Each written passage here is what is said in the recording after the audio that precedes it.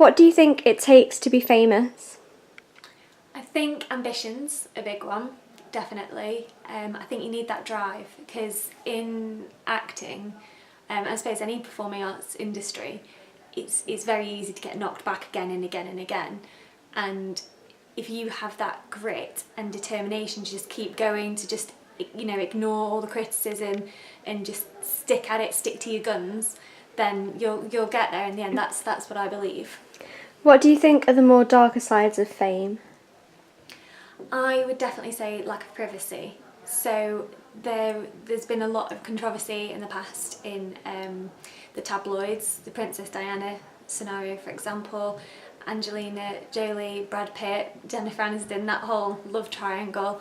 There was very little privacy. There were lots of photos of Jennifer Aniston coming out and being in tears, and when I think if you've had your heart broken quite publicly, the last thing you want is to be hounded by paparazzi, photographers, journalists trying to get a scoop and trying to say, how do you feel, when it's quite obvious how you feel.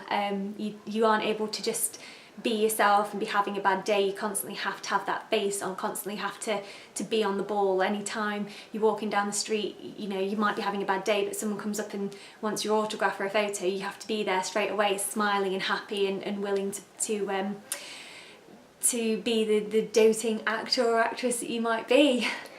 Did it shock you when you found out that Robin Williams committed suicide? Yeah, that was really hard.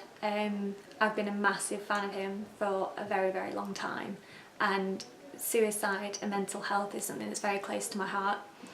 And I think what bothered me the most is how many people were surprised by it, because as is always the way with mental health issues, people don't realise how easy it is to hide it. And someone like Robin Williams, who was very eccentric, very hyper, always smiling, always laughing, making other people laugh, was actually struggling inwardly, very, very much so, and suffering, and no one knew. And I think that's what bothered me, as always does with something like suicide. I think especially as an actor, you empathise much more, because you just get into that person's shoes and think they must have felt so alone and like they had no other way out, and that's just heartbreaking.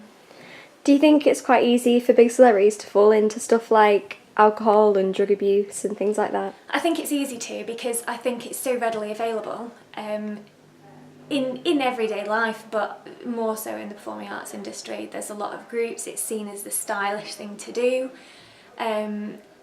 It's as I say, it's very readily available, it's easy to get into, it's probably offered at parties and everyone's on a high. Maybe you've just finished a show, you're probably a bit drunk already, you think, yeah, go on, I'll have an extra little buzz. And I think I've always said with drugs, it must be very, very easy to get hooked, and I think once you're hooked it's very hard to get out, so it becomes a bit of a self-fulfilling prophecy. And I think there's so much pressure on actors and actresses that it's quite appealing to be able to get away and let your hair down and chill out a bit, but then that can become a problem, because once you become dependent on drugs, it's very hard to get off them and live your life normally.